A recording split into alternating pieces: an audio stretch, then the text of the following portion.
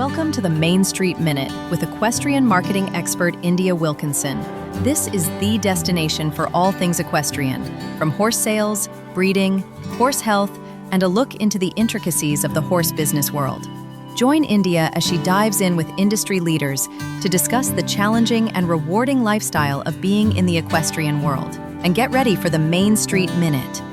Hi there, this is India Wilkinson with the Main Street Minute, and today I am super excited to have Denise Alvarez with Storm Lily Marketing. Denise and I connected maybe 5 years ago through Facebook, and I was actually a student of Denise's. She is an equestrian business coach, and I am so excited for her to lead us through her top tips for marketing your equine business in 2026. So before we get started, Denise, I just want to share with our listeners how invaluable your training is. I learned, and I still do, I'm still such a loyal fan of your podcast. I learn so much all the time, and you are so generous with your knowledge and your gifts. And I am so grateful because you really took me on when I did not really. We were just starting out as a fledgling app website, and I jumped right into your program, and I learned so much. And I know our listeners are going to be so excited to hear from you. So thank you. Thank you. Thank you, India. Seriously, that makes my day. I really appreciate it. Getting to connect one-on-one with the why behind what we do is just so life-giving. So thank you. I love that. It's been so fun. It really is, honestly, what I tell people too. It's that mix, right, of taking the information and then applying it. Because if you just listened, but you never applied anything, then the magic wouldn't happen. So I love that. Yeah, and it's so true. And I met so many incredible people in the groups. And I know that you're going to explain, maybe we should start with that, explaining your equine, coaching, your equestrian business coaching business and how you help people. But I met so many amazing people, and I've seen all of our businesses grow, and it's fun, to have been on this journey together. So why don't we start with that before you go into your top tips, kind of explain what you do and who you help. Sure, absolutely. Yeah, it's been a fun process for sure. So I have what you mentioned, the How to Market Your Horse Business podcast. So I've been doing that for a little over 5 years. Crazily enough, I started it in the fall of 2020. And that has been such a fun way to serve equine entrepreneurs and really help me to hone what I teach and help people with. And so in the beginning, it was a lot more websites and copywriting and things like that. But the past couple of years, I've really enjoyed getting to more of the business coaching side of things and learning that that's more, I help people find their sweet spot and learning that that's been my sweet spot as well. And so it looks different ways for different people. For the business coaching, I have one-on-one coaching. And then I actually just launched a new group program that is, it's small groups. So it's called the Business Barn Collective. And so I've put people into small groups where we have monthly hot seats together so that they can actually learn and grow together. So similar to what you experienced, but on more of an intimate scale. And then I'll provide trainings and I'll walk with them through the coaching experience, but it'll be more of a small group experience inside of that. So I'm really excited for that. So really it's the one-on-one coaching where I walk them through my Saddle Up and Go framework to help them really hone their marketing and messaging and create a comprehensive plan for their marketing. And then the Business Barn Collective is more comprehensive in terms of it goes beyond the marketing, touching on the leadership, touching on the mindset, those types of things to really help equestrian entrepreneurs grow their business in a way that meets their version of success, which we'll talk about is really key to what I believe is part of building a business that is successful is knowing what that means to you. So I get to help people do that in that way.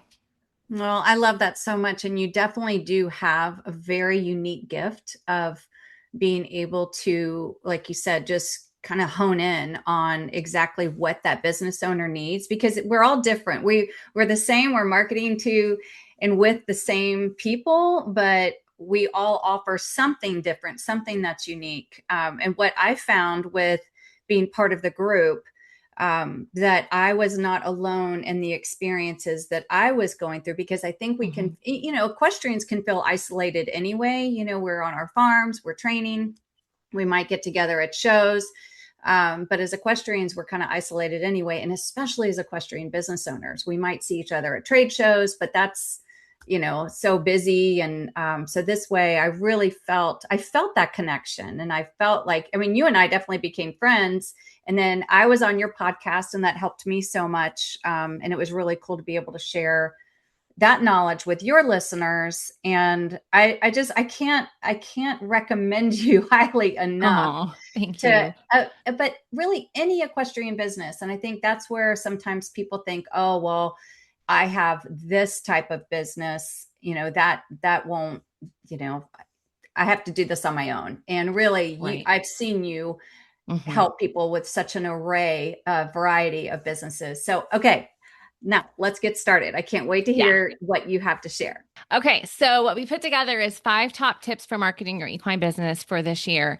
So I'm going to start at the top, which is what I just shared, which is knowing your personal definition of success. And this is probably surprising to people when they're like, wait, I thought we were talking marketing. But here's the thing, when it comes to marketing, so many people just jump right into the platform they should be on and how many followers they want to have and being on everyone, being on YouTube, being on TikTok, being on Instagram, being on Facebook, finding the in-person events and really quickly find themselves in a place close to burnout and before they've even started or wherever they are in their journey, realizing, look, I thought as I was shifting that I needed to be in all of these places. If I'm going to build an online program, then I need to build an online following. So I need to be in all of these places. But they go into it not knowing what they're actually trying to build and what success means to them in the first place. And so then what happens is they're measuring things that have nothing to do with what success means. So, for example, they're measuring a number of followers versus measuring how many times they posted on one particular platform because they want to show up consistently. Because when you show up consistently, then that's when you start to make those connections that become buyers. And the buyers are connected to your version of success, most likely, because as an equine business, you want to be profitable. So if you don't know what that looks like for you, what success looks like for you, then what ends up happening is you're copying what everybody else is doing and you're just going to the places you feel like you should be, but you don't have a way to connect it to what your personal goals are and what your personal version of success is because it's not the same for everybody. It's not only connected to a revenue number, and you need to know what success really looks like for you so that you can make strategic decisions for your marketing as a whole. So that's always my number one. Yes, I love that. And that's something I learned from you, and I have applied that, like what you said. I didn't just listen, I applied it. And we are primarily, Main Street Market is primarily on Facebook. And I learned, I mean, we are on Instagram too, but only really because it's easy to post on both at the same time, and in LinkedIn, because LinkedIn, I love LinkedIn for business to business. But anyway, I've had people say like, oh, you need to be on TikTok, you need to do this. And I really did apply what I learned with you. We're doing Facebook really, really, really well. And that's where we've grown. We're at 17,000 followers now, which I think when I was with you, I was maybe at like 500. That's so cool. But that's from you. We're doing that well. And that's where our Mhm. buyers are. So Right. that's what I know, where that's how I can help my customers. Because that's, and maybe eventually we'll be on TikTok or something. Nothing against TikTok. I know it's awesome. Right. It's just not 100%. for us right now. Yeah, Hmm. but I learned that Yeah. from you. So I love that. And that definition of success sometimes changes too for me each quarter. I might try something out Yeah. for 3 to 6 months and okay, this isn't working. And I learned from you too, like, okay, well, we have to pivot. This isn't working. Mhm. This isn't what our customers want. So anyway, I Yeah, love that's so good. I had a client the other day, actually, we're working on a launch for her. She's transitioning to do some online programs because she's had a lot of success with her in person and just trying to hone in her travels a little bit more and do some online. And she had asked me, she said someone else, another coach that she had met with, had told her that she's really missing out by not being on Instagram more and that she needs to be on there. And so she was like, what do you think? And I'm like, here's the deal. And that's something I've learned from coaching too, just in terms of it, like honing my own coaching skills, is really it's up to you to decide what is the best thing for it. you, because that's where Yeah. you're going to put your energy and effort. So there's permission for both. If somebody is finding that Instagram is a life-giving place and they enjoy it and that's where their people are, then they're going to show up there and they're going to get the fruit from that. But if they're just going there because they've been told that's where they should be, Yes. and then they're spending 50% of their effort there and 50% of their effort at Facebook, then they're actually missing out on the real fruit they could enjoy if they were focusing on that one place, which we'll talk about in a bit. I have more to talk about that. But yeah, exactly. So it's that permission to say, this is what success means to me right now. And for some, it depends on season of life, right? Like you've talked Mhm. about, we're in different seasons of life, but your season of life impacts for your business. My season of life, I have younger kids. I have a baseball player son who's going to be traveling. Like it looks different in different seasons. And so giving yourself permission to evolve that definition of success depending on your season of life matters too. Yeah, that's great. I love it. Okay, second. All right. So, second tip for 2026 for you guys is to narrow down your niche. And again, specific to marketing your business, if you're trying to figure out what's not working, very, very often it's because you're speaking to everyone with your messaging rather than speaking to an individual person and their problems. So, very often in the horse world, especially, we hear, my method works for every horse, my program works for every rider. And honestly, that could be true at the end of the day. Like it could be something that really does apply.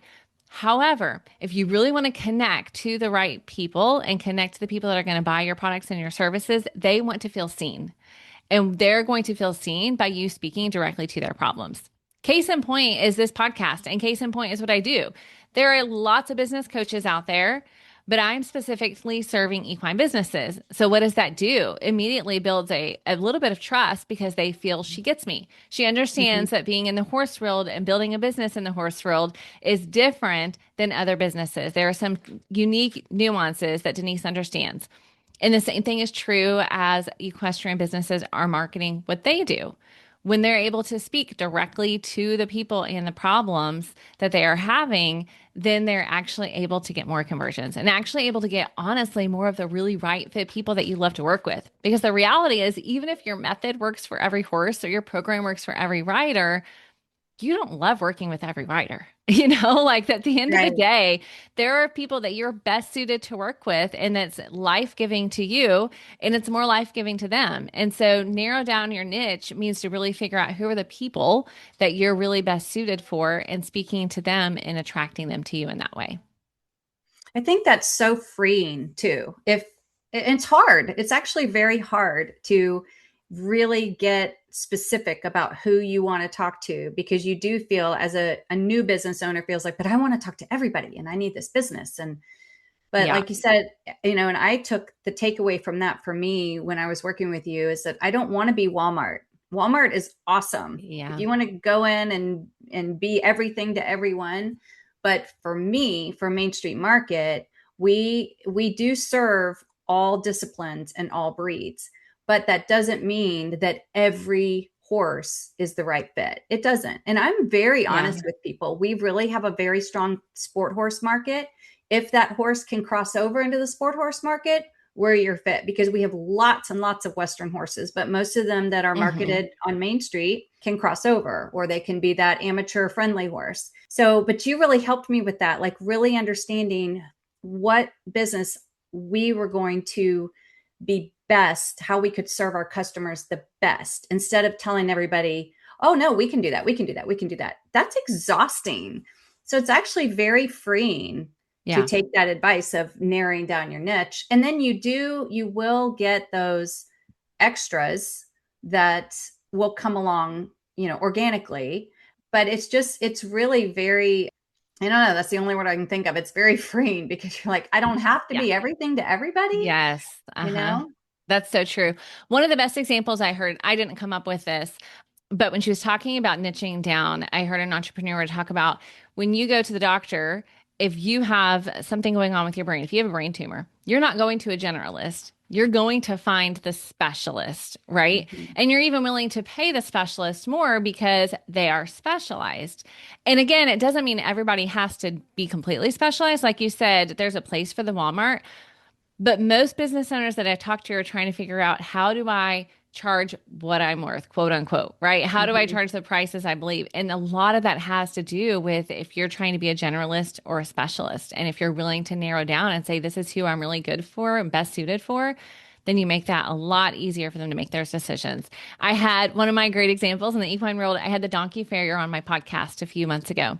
And I loved it because she was like, I know who I'm for. Like it's taken her, time and trial and some pivots, but she's like, I am the person for donkey owners who want to trim their own feet and want to learn how to do it natural hoof and care best for their donkey. And I loved it. Like it was so specific, but the people that know they're for her or that she's for them, like they know immediately. I love that. I'm going to listen to that podcast. I love that. Oh yeah, she was awesome. Yeah, I recommend it. When you just said that, know who you are for. There's a book by Jeff Henderson, and the book is called "Know What You Are For," and he was in brand marketing for Chick-fil-A and the Braves, and ended up working Oh, for Andy Stanley, one of the biggest ministries. Which you would love this book. It's I don't know that one. Yeah, that's going on my list. yeah, I'll have to send that to you. I listened to it and I read it, but it is so good. And it's the same concept of when you really get down to knowing what you stand for, who you stand for, it just makes it so much more simple to stay focused Yeah. on that marketing. So Yeah, yeah, love it. 100%. It becomes your filter. Yeah. Okay, the All right. next piece for marketing your equine business is to create human-centered content. So, regardless of what platform you are, as an equine business owner, you become a content creator when you jump into marketing. And so, own that hat from the get go. I would say just already own that. And with that, determine that the content you create is going to have a human element. And especially that's more and more important right now in this world of AI. So many people are questioning content right now and they're Yeah. trying to figure out, is that real? Is that, been created by AI? Did you actually write that? Right? We find ourselves analyzing even the captions. Is there too many emojis? Does it feel like ChatGPT did that?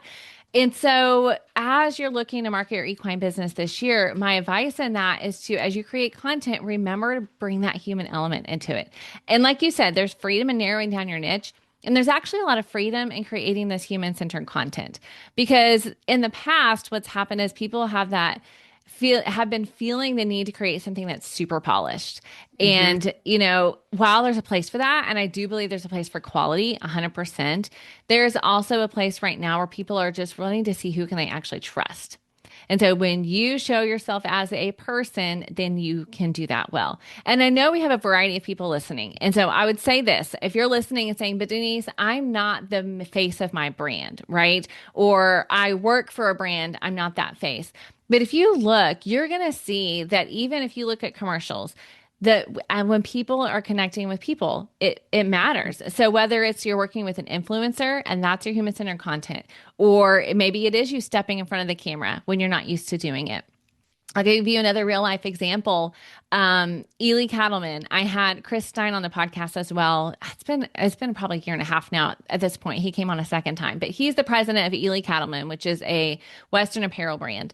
And what you'll see is how they have been creating to bring this brand back to life. One of the things he's done is bring that human centered focus back in. So whether it's working with real cowboys and cowgirls in their pictures, whether it's Chris getting out there and going to brandings and taking photos or directing the photos or being in the photos, they're bringing that human element back. So they are a large national brand, but Yeah. they're still bringing in human element into their content. So that's a piece that I would highly recommend people keep in mind as they're doing that this year. I'm really, really glad you brought that up because of course, I see every single horse that's listed on Main Street Market. I get a notification, and something that's extremely important to me is good grammar and proper punctuation. And I try to lead people through that. And I won't post something that isn't. So I'll edit it because they can do whatever they want on their ad. But if I'm going to post it on my platform, and they know that it says that. But people are fine with that. And so that to me is part of, like you said, it doesn't have to be perfect and super polished, but it does need to be proper grammar. But I have noticed a lot of very obvious AI descriptions. And Yeah, I when bet. someone puts in the silver, this horse is as silver as a rising moon on a California coastline with its flowing mane and tail. And I'm like, what? Yeah, What yeah, even is that? I'm not posting that, I mean, I'll edit it. yeah. But it's so funny. I think there are a lot of people that think like, oh, if AI says this, then that must draw people in, but it doesn't, because like you said, I mean, it's people can see right through that they've put that into chat and this is what's come out. And it's like you said, it's always about building trust. We're trying to connect. And when you're trying to connect online, it's hard. Hmm. Hmm. So Yeah, having that human element. So like, hey, I always say like, I'm just a person, I'm back here, I'm here to help you. right. But I love that you said that, because that has become, I've seen that lately as a trend, and it's not it's not becoming of the horse. I mean, people are making a big purchase and a personal purchase. There's emotion involved, Yeah. and Hmm. they really want to know about the horse, not its silky rising moon mane on the California. Right. And the trust is, like you said, that key piece when you're making a purchase. It is that trust. And a lot of entrepreneurs this past year really talked about, I don't know if you've heard about the trust recession and No. how when it comes to online buying, especially the past year or two, it's changed, right? The COVID era was everyone was online. People were used to buying digital programs, online programs, in the horse world, even, right? Online programs, memberships, it really exploded and Yeah. people were growing a little bit easier. Now, selling is different. They're questioning things a little bit more. They're just a little bit more, I'm losing that right word at this moment, but where they're just discerning. They're more Discern. discerning. Mhm. And so therefore, again, you have to have that trust piece. And so it's so key. So I will add a bonus on there. I didn't write this one on there. So I am giving you top five. Here's 3A and 3B. Because as we're talking about AI, what I do want people to hear is that it can be a great tool. So I didn't even put this on here as one of the tips, but I will put it as a 3B. Use AI, whether it's Chat GPT, Claude, whatever, as a tool, as an assistant, but not as your marketing director. Don't Yes. keep them in the Love it. driver's seat because your voice will get lost so easily. I actually saw a thing this weekend. I wish I could reference exactly where I read this.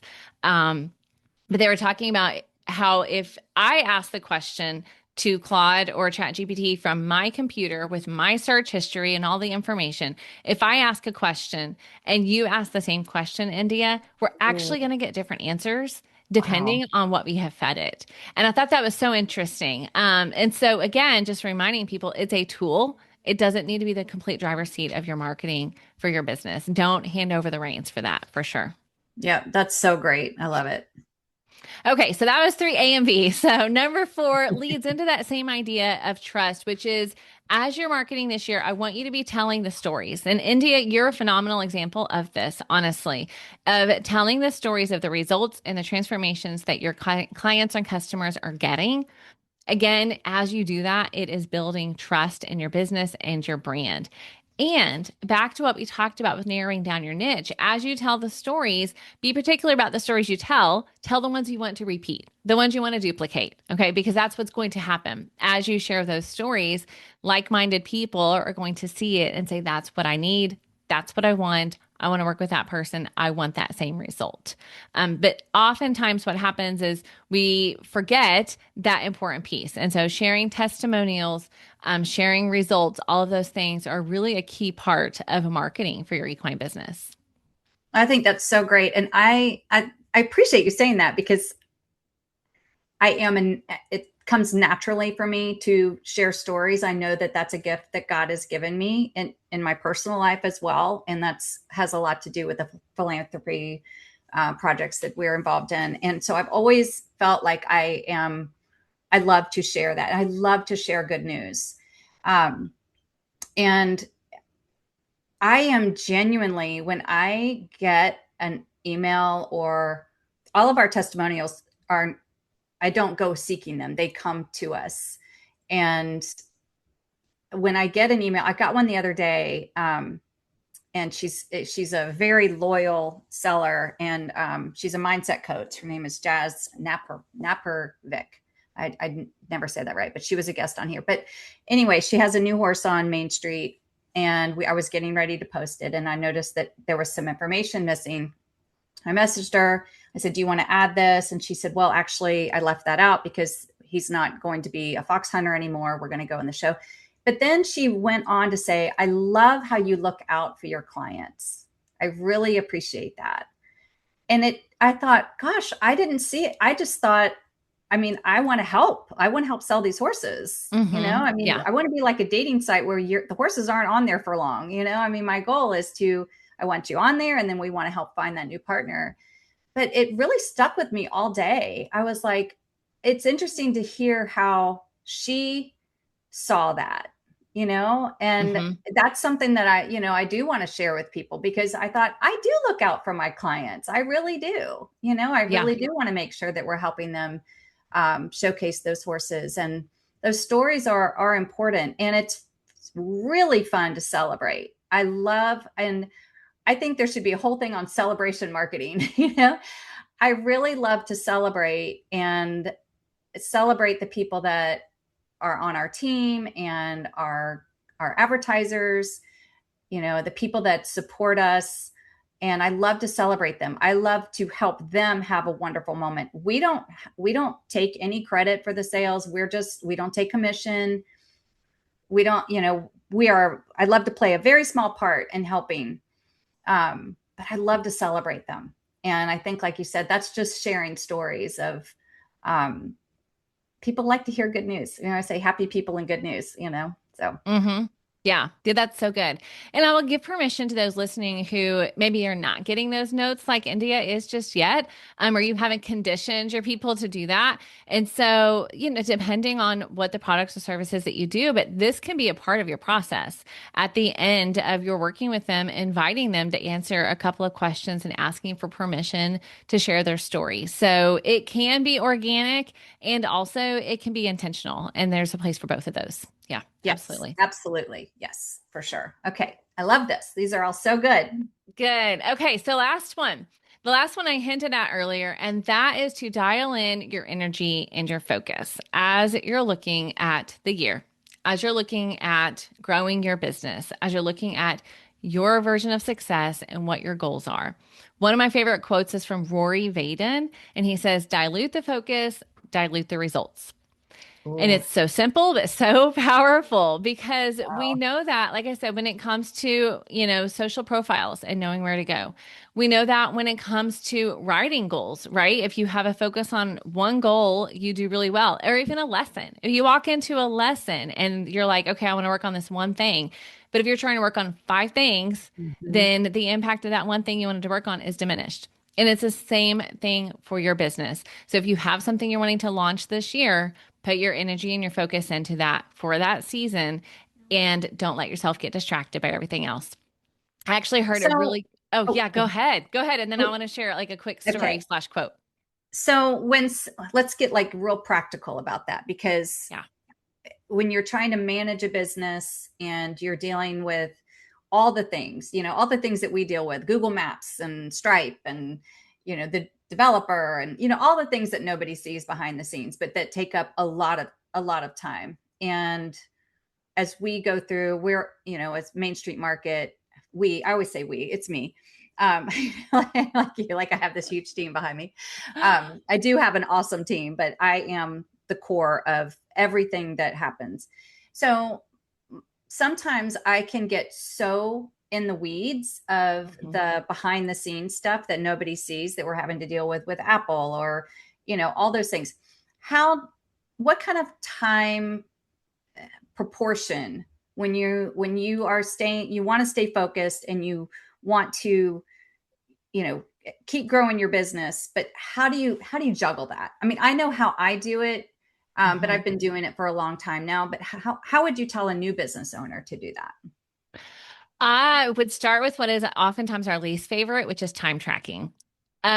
And I was hesitant to this as well, but this past summer I did. I actually time tracked for the first time probably in my business, to be super honest with you. I paid attention to time. I have time chunked, meaning like I'd look at the calendar and say, okay, this chunk of time is going to be email. This chunk of time is going to be, XYZ, and portion it out that way. But I actually tracked my time because it was related to one of my goals, actually. I had a certain number of hours I wanted to work in the summer so that I was making sure I was intentional with my kids when they were out of school. So I was like, in order to meet that goal, I actually need to track my time to see how I'm doing.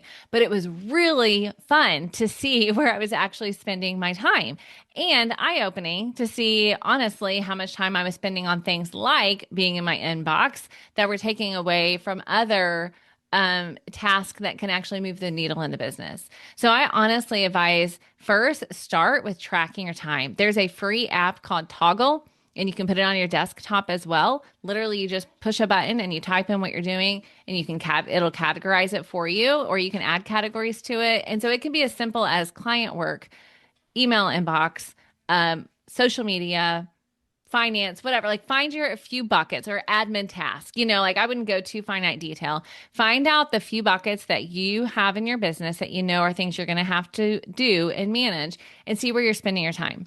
Because it may be that you're spending time there because you think you have that amount of time, but really if you only had 30 minutes, you could accomplish what you needed to accomplish in 30 minutes.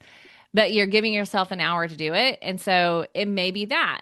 So it can be educational. It also may be that you see you're doing things that you actually need to hand off to somebody else. Maybe you need to hire a virtual assistant, and tracking your time is going to give you the data you need to see, okay, I'm going to give myself permission to hire someone to help me 2 hours a week with these certain things. So paying attention to where you're spending your time is the most important piece there. And then I really, people don't love these answers, but I feel I always lean on it depends. And here's why. Everybody has a different style. So like I have a client who, if I tried to help her chunk her days and say, okay, at this time you're going to write, and at this time you're going to do Instagram, and at this time you're going to do research, and because she's an author, she would not enjoy that process, right? And so there are definitely a space for, as an equine business owner, you have to do things that are not your natural bent sometimes just because you want to grow your business. And then there's also space to say, let's figure out how this works for you. So there are so many different time management system, productivity systems, but I'm actually listening to a book right now called The 5 Types of Wealth. I don't know if you've heard that one yet. And I am reading it. Are you reading it it right now? Yes. Oh my gosh, I can't wait to talk about funny. it. Okay. I love it. So he's very into systems, which I'm like, if you're a systems person, this book is for you. If you're not, then I don't know that it would be for you. But I'm like, okay, give me the systems and let me figure out what applies to me. And what he suggests is actually similar to, I use a Full Focus Planner by Michael Hyatt. And it's a similar process, which is pick out your top 3 things that you need to accomplish the next day and say, like, these are my 3 majors. If I accomplish these 3 things, I will have one for the day. And then focus on those 3 things. Because like what you just mentioned, and I'm guilty of too, is we have 3 and then we add 10 more. And then the 10 more things that like Google, the app stuff, right? All those other 10 things get put in there. And then you're like, shoot, I didn't record the podcast episode I wanted to get done, or I didn't publish that YouTube video that I wanted to put out there. I didn't send my email newsletter that was on my list, or I didn't call that client that was the top priority. So if we don't have those priority things, then easily those other tasks will fill that in. And as an equine business owner, as the CEO of your business, as the owner and the head, if those major things aren't done, they're not going to get done. And so so true. Yeah. So being able to hold on to those as the priority. But in that 5 types of wealth, actually, he told this story, and I'd heard it somewhere else as well, about Warren Buffett helping, I think it was a private pilot, wasn't it? Who was asking him about how to manage his time and what, should be a priority for him in his life. And so Warren Buffett, I won't repeat this exactly how it was. Okay. So people go look it up if you want. But the gist is that he had him make this list and he had him circle his top 3 to 5 things. And he said, those are what you're going to prioritize. And then the guy said, well, but about the other things? And he said, that's actually your kill at all cost list. He said, those are the things that are actually going to try to take over your time and sneak their way in and become a distraction to the major things that you want to do. So, yeah, prioritizing, it's not easy and it's definitely a constant practice. But it's a must. It's absolutely a must. Something that I learned in another business, I had a direct sales business, and I learned the term income producing activities. Mm, And so that really stayed with me and does stay with me now. So one of my things that I do, unfortunately, my income producing activities are also really fun. Like I love those, yeah. which is, yeah. But so I always make sure that I allot time for that every single day. Um, ours are posting on Facebook, sharing the listings, all of those. They're fun things for me. But I also have every single day, I have one thing that I don't want to do. And I get that done as soon as I can in the day. It may not be first, but it might be right after my income producing activities. Only one for me, because sometimes it might be calling insurance, it might be something that just, knowing that I'm going to be on the phone for an hour, or my developer wants me to go through the app and, write down those are hard. Those things kind of make my brain hurt when I have to do things that are really high tech. But that has helped me take off so much pressure, because then I may have read this somewhere and I may have gotten it from that book, but then I've done 30 things a month, 30 hard things. Cause Mm, it's that's one really hard interesting. thing every Yeah. day. Uh-huh. But it's become a lot more palatable now, because I've been doing this now for at least a year. And then I'm a list person. I love my new calendar for 2026. I'm paper, pencil, and I love crossing that hard thing off the list. It's so rewarding. And I also read something about, I know I'm getting off into another tangent, but I read something about that it's actually like your brain responds when you do hard things. Your brain connects with that and says, you can do more hard things, and you can do more hard things. There's actually these neurons that connect. That's how our confidence is built. And so it's just not as daunting now. Now I just want to get them done, and they are. And it just makes me feel so much more organized and productive. And then, because I also like to get those things done first, because we never know what the day is going to bring. Like as the fire hose turns on, you just never know. Some days it doesn't. Some days are regular work days, and some days, you know, something, I mean, the website doesn't go down, but that could happen, So then you have that time to be able to deal with those things too. Yeah, absolutely. I mean, and I'm saying this, India, as like I am not an expert. I am definitely an always learner, right? So I'm Me like too. I'm just always learning and looking for ways to evolve that, and remind myself of reality. And maybe people need to hear that too. Like we all have those times where like our list is longer than the day was. I happens to me a lot. But I Yeah. will say this, if you have a system, it doesn't mean things have to fall through the cracks, right? It's like if you have a system, then at least then you have a way to move it from one day to the next day and to have a real honest conversation about what actually needs to happen, to get those things done. But if you don't have a system, here's a 5B for you. Okay. Right. So Yeah. dial in your energy and focus and have a system that helps you do that, because otherwise you are going to have that feeling of flying by the seat of your pants, and it's exhausting. Nobody really likes to live that way at the end of the day. Well, and like you said in the beginning, that just produces burnout. And the bigger picture of marketing, I think marketing, quote unquote, can be very daunting for people. But when you really break it down and follow the systems that you teach, and, like you said, have a plan, have a goal, know what your success is, it just kind of becomes part of your business, and um, it's not as daunting. I mean, Yeah. I love it because I think it's so much fun.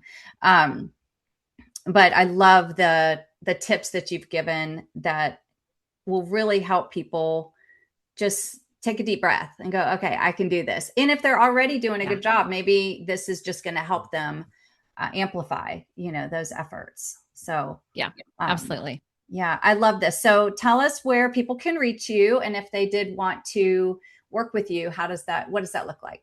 Yes, absolutely. So my website is stormlilymarketing.com, or you can just make it super simple and go to Storm Lily. It is Storm, Lily.com. And then the How to Market Your Horse Business podcast, all the podcast places. As far as working with me, so on the website, you will see Take the Reins is my one-on-one coaching program. And pretty much that is open for applications year round at this time. And the reason it's an application process is back to what we said before. Like when we're a good fit for one another, it's a best scenario. And so the application process just helps you to determine if one-on-one coaching is really a good fit for you. And then it helps us to have a great conversation together before we head into that.